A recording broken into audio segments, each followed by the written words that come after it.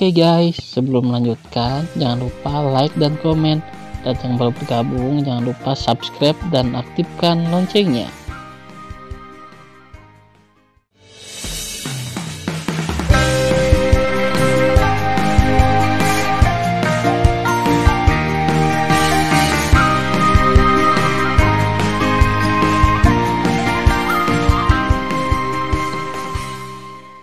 Episode 327. Setelah Tan Yun merasa cairan spiritual di kolam spiritual sudah penuh, dia segera berhenti berlatih. Dalam benak Tan Yun, segera, jiwa janin Hong Meng kedua yang duduk bersila di kolam roh melayang dalam cairan roh dan jatuh ke jantung Hong Meng yang tergantung di tengah kolam roh. Pada saat ini, Tan Yun, yang berkomunikasi dengan jiwa janin Hong Meng, jelas merasakan bahwa ketika jiwa janin Hong Meng memasuki 100 kaki di bawah cairan ilahi Hong Meng, pusaran besar terbentuk di lautan cairan ilahi Hong Meng yang luas. Jiwa janin Hong Meng di tengah pusaran, dengan ekspresi menyakitkan, terpisah dari bagian atas kepala, bergegas keluar dari pusaran, dan tergantung di atas cairan surgawi Hong Meng. Tiba-tiba, rasa sakit yang kuat mengamuk di tubuh dan pikiran Tan Yun. Tetapi itu adalah tubuh jiwa janin Hong Meng di pusaran air, abu inci demi inci dimusnahkan. Apa? Suara kesakitan yang tak terbendung datang dari mulut Tan Yun. Segera, Tan Yun, yang sedang duduk di tanah di istana, menggertakkan giginya dan mengepalkan tinjunya, menderita rasa sakit yang parah dari kehancuran jiwa janin Hong Meng. Setelah 3 napas, ketika jiwa janin Hong Meng di pusaran air telah benar-benar berubah menjadi ketiadaan, pusat pusaran air yang memunculkan gelombang mengerikan diringkas menjadi cairan jiwa janin Hong Meng dari cairan surgawi Hong Meng. Pengorbanan. Tan Yun mengendalikan jiwa janin Hong Meng yang cair, naik dari pusaran ke langit, melakukan tendangan voli dan berdiri tinggi di atas cairan surgawi Hong Meng yang seperti lautan, dan kemudian, jiwa janin Hong Meng yang cair perlahan memadat dengan kecepatan yang terlihat oleh mata telanjang. Pada saat yang sama mengeras, organ internal, 6 organ internal, dan 8 saluran meridian aneh secara bertahap diturunkan dari jiwa janin Hong Meng. Setengah tahun kemudian, jiwa janin Hong Meng benar-benar mengeras, seperti boneka tak bernyawa yang berdiri di udara di dunia Hong Meng. Jiwa kembali hidup. Jiwa Hong Meng kental. Tan Yun berteriak, dan segera, 3 jiwa dan 7 jiwa yang mengambang di atas lautan luas cairan surgawi Hong Meng berubah menjadi 7 berkas cahaya dan menembus kepala jiwa janin Hong Meng. Tiba-tiba, jiwa janin Hong Meng yang lamban menembakkan 2 mata indah di matanya.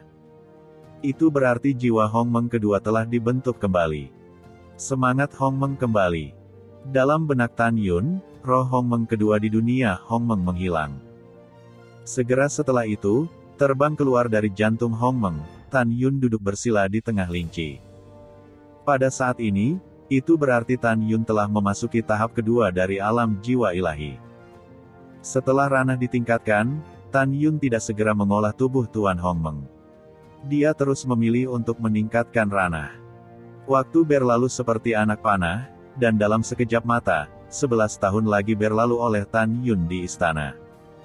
Ketika ada 5 bulan tersisa sebelum gulungan waktu dan ruang terbuka, Tan Yun, yang sedang duduk bersila, tiba-tiba membuka matanya dipenuhi dengan kegembiraan. Om. Napas 4 kali lipat dari alam jiwa ilahi keluar darinya seperti gelombang yang mengamuk, membuat ruang dalam radius ratusan meter penuh dengan celah ruang yang mengejutkan. Tan Yun telah memasuki tahap keempat dari alam jiwa ilahi. Hahaha, saatnya berlatih tubuh Tuan Hong Meng. Setelah Tan Yun tertawa, dia masuk ke dalam meditasi dan datang ke dunia harmoni di jantung harmoni, seperti penguasa dunia ini, berdiri di udara, melihat ke bawah ke losion suci kosmik seperti lautan luas di bawah, mata bintang meledak dengan harapan. Sekarang Tan Yun telah memasuki tahap awal tubuh Tuan tingkat 4. Setelah memasuki alam jiwa ilahi terakhir kali dalam retret, dia telah menyelesaikan penempaan hatinya. Sekarang dia hanya perlu meredam dan membentuk kembali paru-paru dan ginjalnya untuk memasuki tahap Xiao Cheng tingkat 4. Pada saat itu, organ hati, limpa, dan perut dan fu di 6 organ fu akan ditempa dan dibentuk kembali, dan mereka akan dipromosikan ke tahap tubuh penguasa tingkat keempat. Saat Tan Yun pindah dari tingkat pertama jiwa ke tingkat keempat, dia sekarang memiliki 3 kesempatan untuk mengendalikan cairan surgawi Hongmeng, menyatukan paru-paru, ginjal, dan hatinya.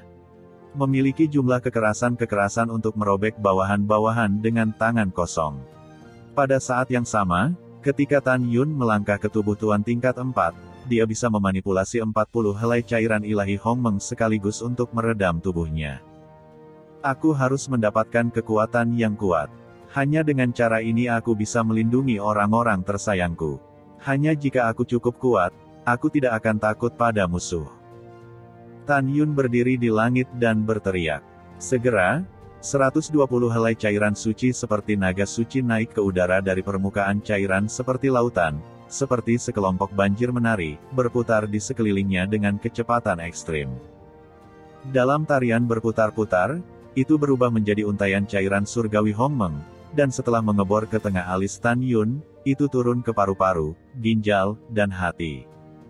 3 organ internal terkikis oleh cairan ilahi Hongmeng dengan kecepatan yang terlihat dengan mata telanjang. 1 bulan kemudian, ketika paru-paru, ginjal, dan hati Tan Yun menghilang, cairan ilahi Hongmeng membentuk 3 organ internal cair di tubuhnya. Proses pembentukan kembali 3 organ dalam semakin menyakitkan, dan Tan Yun merasa pingsan. Dia tahu bahwa dia tidak boleh pingsan, jika tidak, cairan ilahi Hongmeng akan mengalir tak terkendali di tubuhnya, dan dia pasti akan mati. Tan Yun menggelengkan kepalanya tiba-tiba, membalik tangan kanannya, dan pedang terbang ungu di tangannya muncul dari udara tipis. Dia memegang pedang di tangan kanannya, dengan percikan darah, menusuk telapak tangan kirinya. Tiba-tiba, kesemutan dan rasa sakit yang hebat merusak sarafnya, membuatnya langsung bangun. Tidak diragukan lagi bahwa Tan Yun adalah orang yang kejam terhadap musuh dan dirinya sendiri. Dalam kesakitan, Tan Yun melewati jalan ini selama 3 bulan. Pada saat ini, 120 helai cairan ilahi Hongmeng di dunia Hongmeng telah habis, dan paru-paru, ginjal, dan hatinya juga telah direnovasi. Menusuk. Tan Yun berbaring di tanah, menghunus pedang terbang di telapak tangan kirinya, dan segera berbaring di tanah kelelahan dan tertidur. Selama bertahun-tahun, dia hanya memiliki momen ini, tidur sangat nyenyak. 3 hari kemudian, Tan Yun bangun. Pada saat ini, luka di telapak tangan kirinya telah pulih. Wow! Tan Yun melompat, dan setelah meluncur keluar dari istana surgawi, dia terbang keluar dari gulungan ruang waktu, melakukan tendangan voli di atas kuil berjasa. Perasaan yang sangat kuat. Tan Yun tampak bersemangat, rambutnya berkibar, kesadaran spiritualnya yang kuat menyebar ke kehampaan di sekitarnya seperti kilat. 5.000 li, segera melampaui radius 10.000 li sebelumnya, dan kemudian meluas ke segala arah. Pada akhirnya, dia tidak berhenti sampai radius 15.000 mil.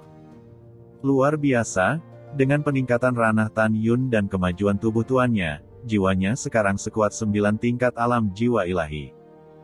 Ketika Tan Yun mengangguk puas, merasakan bahwa di lautan awan yang luas setinggi 15.000 mil, seorang gadis cantik seperti peri emas berdiri di udara, menatap dirinya sendiri.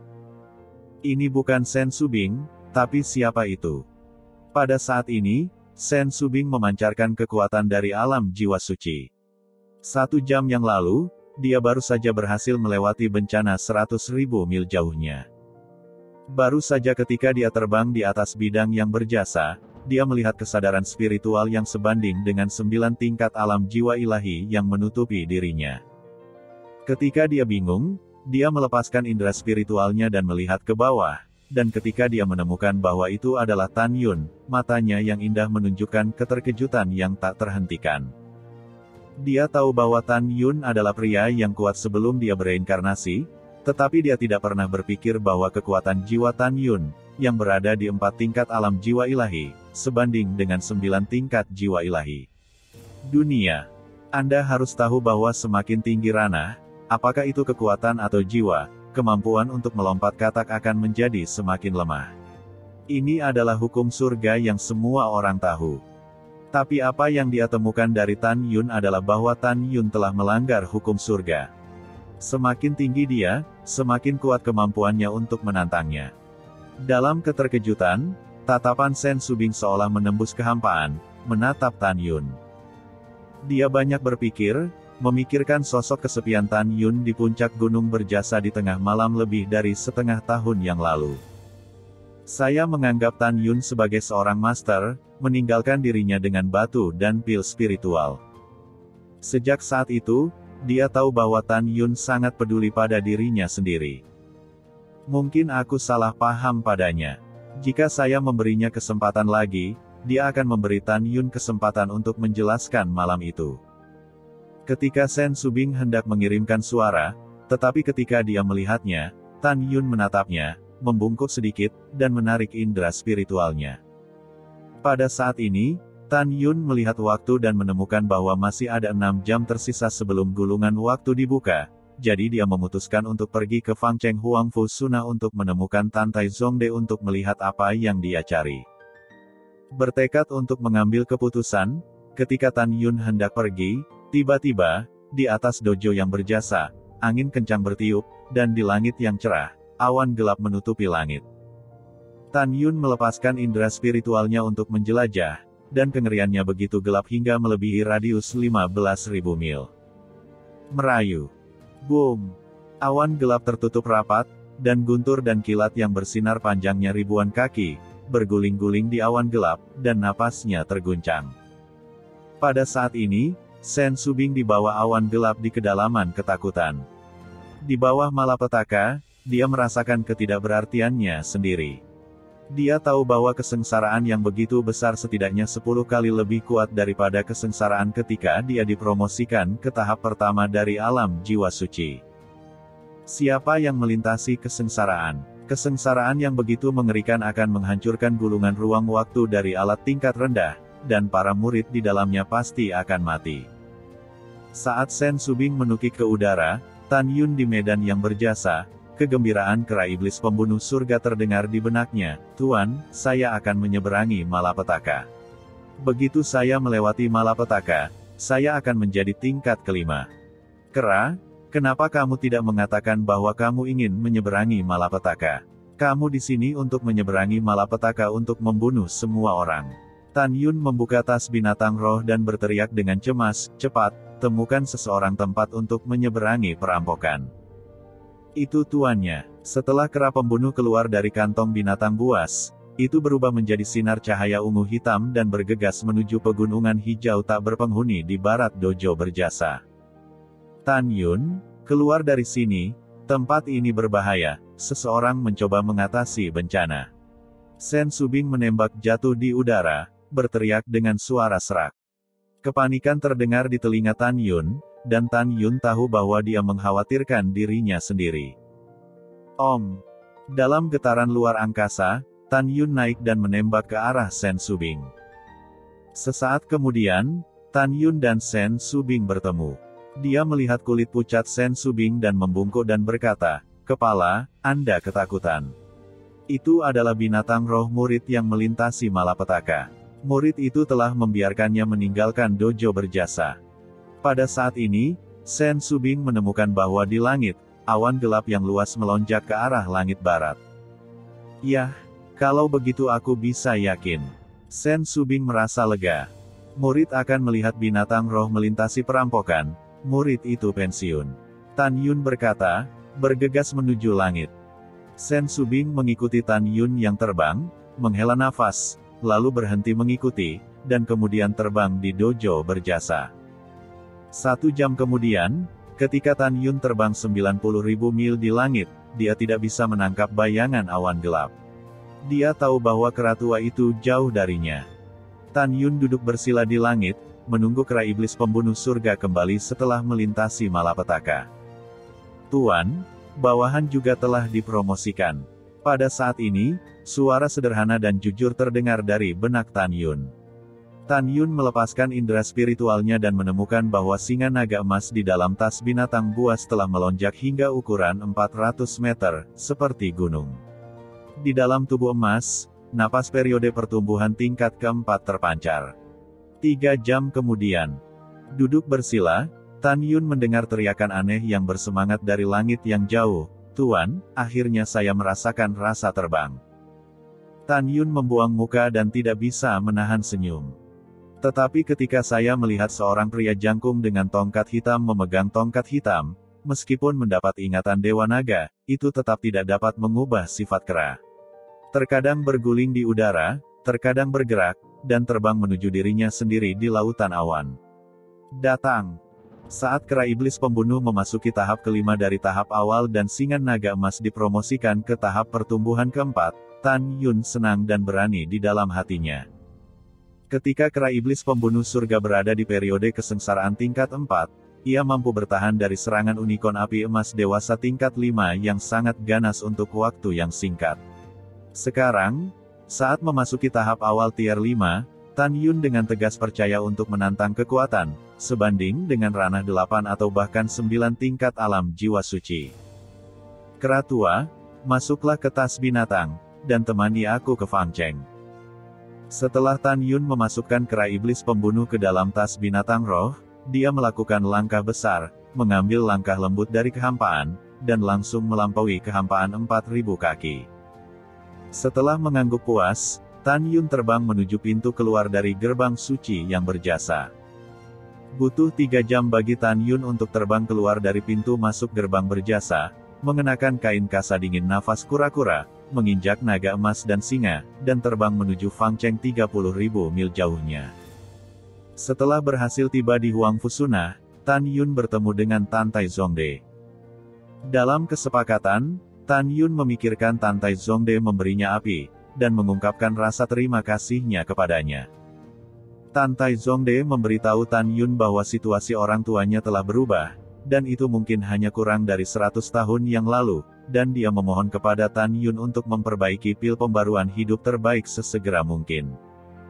Tan Yun memikirkan yang berikutnya, menghadapi musuh yang tak terhitung jumlahnya, dia menimbang dan berjanji bahwa dalam waktu 80 tahun, dia akan memperbaiki pil itu. Setelah keduanya berbicara selama 1 jam, Tan Tai Zongde berterima kasih kepada Tan Yun untuk pergi. Sebelum pergi, Tan Yun dan Tan Tai Zongde meminta seseorang untuk memblokir benang dingin pernapasan kura-kura dari mengintip alam jiwa suci yang kuat. Pada saat yang sama, Tan Tai Zongde memberitahu Tan Yun bahwa saat dia menjadi kepala rumah lelang, dia memiliki lebih banyak kekuatan di tangannya. Selanjutnya, dia akan membantu Tan Yun menemukan atribut es dan atribut api-api. Setelah Tan Yun kembali ke tanah suci berjasa, dia tidak melihat siapapun di sekitarnya. Kemudian, dia melepas kain kasa dingin yang bernafas kura-kura, dan terbang keluar dari tanah suci berjasa. Butuh 3 saat untuk tiba di Fang Cheng dan berjalan dengan tenang. Huang Fusuna. Halo, masih ada setengah bulan sebelum pelelangan, kamu. Sebelum murid perempuan selesai berbicara, Tan Yun berkata, terima kasih, tolong beritahu saya, Tan Yun, dari divisi berjasa, meminta untuk bertemu Tan Tai Zongde. Murid perempuan itu segera menjadi sangat hormat, ternyata Tan Yun, silakan ikut denganku. Delao mengatakan bahwa kamu tidak perlu melapor di masa depan.